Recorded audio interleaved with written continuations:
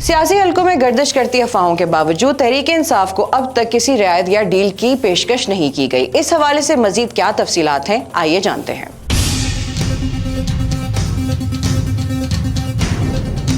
Senior सहाफ़ी अंसार अब्बासी की खबर के मुताबिक किसी पेशकश के बरक्स ये पीटीआई की क़यादत है जो पसे पर्दा खामोशी से एस्टैब्लिशमेंट और हुकूमत के साथ बैक चैनल मुज़ाकरात शुरू करने की कोशिश कर रही है। अगरचा डट के खड़े रहने के हवाले से अवामी सतह पर बयानात मौजूद हैं, लेकिन बाज़ाब्ता तौर पर कोई मुज़ाकरात शुरू नहीं हुए, जिसकी सबसे बड़ी वजह यह है कि इमरान खान और उनके करीबी साथियों का इसरार है किसी भी तरह की पेशरफ मीडिया की चकाचौंध से दूर होना चाहिए। राजदारी इसलिए अहम समझी जा रही है कि हामियों नाकदीन दोनों के गम गुस्से से बचा जा सके। ताहम इस सूरत हाल की वजह से पीटीआई को अपनी ही सफों में से मिला जुला रद्द अमल मिल रहा है। सबसे बढ़कर इमरान खान की बहन अलीमा खान ने इन इतलात की तरदीद की है कि साबिक वजीर आजम ने मौजूदा वजीर आजम की मुज़ाकरात की पेशकश का मज़बूत जवाब दिया है। उनकी जानिब से मुज़ाकरात के हवाले से किसी भी कोशिश के मुतालिक इस तरह के ठोस बयान ने कन्फ्यूजन में इजाफा कर दिया है। सबसे अहम बात यह है कि गौहर अली खान ने मुबैना तौर पर इन पार्टी रहनुमाओं को बताया है कि इमरान खान एस्टैब्लिशमेंट के नुमाइंदे से मुलाकात के लिए आमादा हैं। इस इंकशाफ ने पार्टी को गैर यकीनी की सूरत हाल में मुब्तला कर दिया है। जिस वक्त अलीमा खान की जानिब से अवामी सतह पर गौहर अली खान की प्राइवेट ब्रीफिंग के हवाले से तरदीद जारी की गई है,